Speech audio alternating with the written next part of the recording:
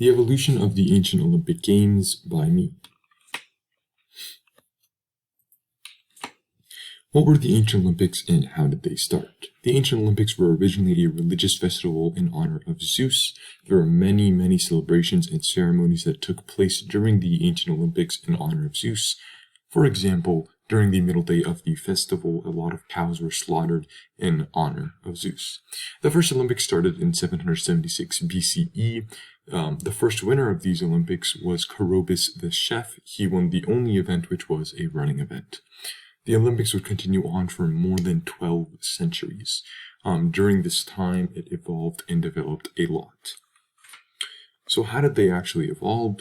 Well, during its 12th century presence, the Ancient Olympics changed from a religious festival with only a single event and very limited popularity to a competition hosting a myriad of sport events with remarkable popularity. So how did this happen? It happened through the addition of many sports to the games that extremely exploded its popularity. Now, the very first type of event that was added was a running event.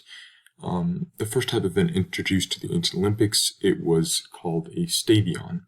It was around 193 meters. It was not really that long of a race, but it was the trigger for all the rest of the popularity that would soon follow.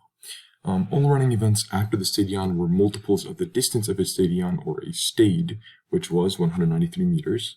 Examples of later races include the dialos, which were two stades, and this was introduced at the 14th Olympiad in 724 BCE, as well as the dolichos, which was introduced at the very next Olympiad, and this event was around 20 times the distance of a stadion, meaning around 4,000 meters. Many of the athletes who participated and won in these running events were actually shepherds and farmhands. And this was because shepherds and farmhands had a lot of practice when it came to running because they would often chase their cattle and their sheep down mountains. One example of a famous sprinting star was Aegeus. He had won the dolichos at the 113th Olympiad in 328 BCE, and then he ran over 100 kilometers to his friends and family back home. Now, the next type of event was the pentathlon. As running events were being added to the Olympic Games, this new type of event was added. This was the pentathlon. Now, the pentathlon was actually a collection of 5 different events: javelin throwing, running, the discus throwing, long jump, and also wrestling. It was added in the 18th Olympiad, or 708 BCE. Now, one of the reasons for its overwhelming popularity was because the athlete who won the pentathlon was known as the perfect athlete. They had a mixture of skill, strength, speed, endurance, and a lot more. According to legend, the person who created the pentathlon was the Greek hero Jason, who combined all 5 of these ancient events. Now, next up is chariot racing. Running, javelin, discus throwing, long jump, and a lot of other events are being added to the Olympics, but this event was a lot more different as compared to the other ones. It was first introduced in 680 BCE in the form of the Tethrypon race. It included 4 horses and a single charioteer. The chariot itself was a small vehicle with only wooden wheels and a back axle. A later race by the name of Cynorus was added with only 2 horses in 408 BCE. Both of these events were extremely popular, most likely because of the thrill spectators and drivers both got. For example, the charioteers had to make sure to not collide with other rivals, because if they did, then a lot of pain would come with no good reason. They also had to control 4 extremely powerful horses while cutting very sharp corners at extremely fast speeds. So this is just one example of why chariot racing was so popular. Here is an example in ancient Rome of how the chariot races probably looked like. Here we can see in the back horses tripping over each other because the charioteer was not careful enough. Now, next up is Pancreation.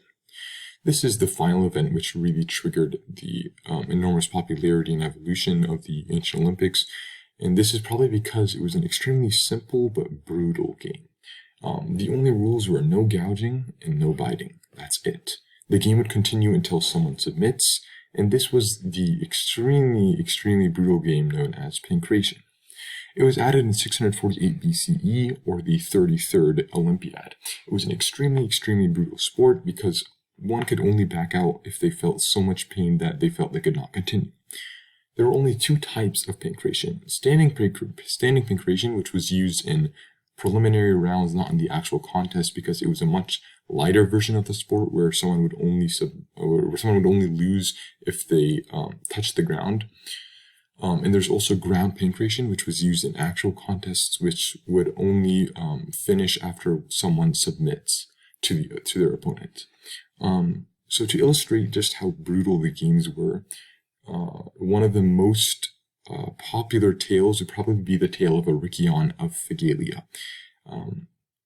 Basically, him and his opponent were having an extremely drawn-out game of pancreation, and his opponent only backed out when Aricion dislocated his ankle.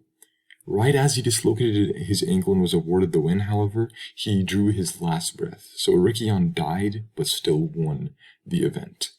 Another athlete by the name of Theagenes is another example of an athlete who was shrouded in legends. He had over 1,400 victory wreaths, which is what athletes were awarded when they won the ancient Olympic Games, and a whole lot of pancreation wins.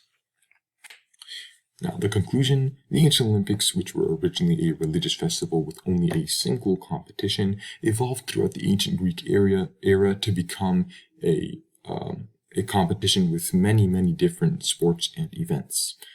The driving factor behind this popularity and evolution was the popularity behind the events that were added, such as Pancreation and Chariot Racing. Now, if someone were to watch the modern Olympics and compare them to the ancient Olympic Games, you would probably notice that there's a huge difference in terms of brutality, and this is another example of evolution that people should try to think about more often when comparing the evolution of ancient games to modern games.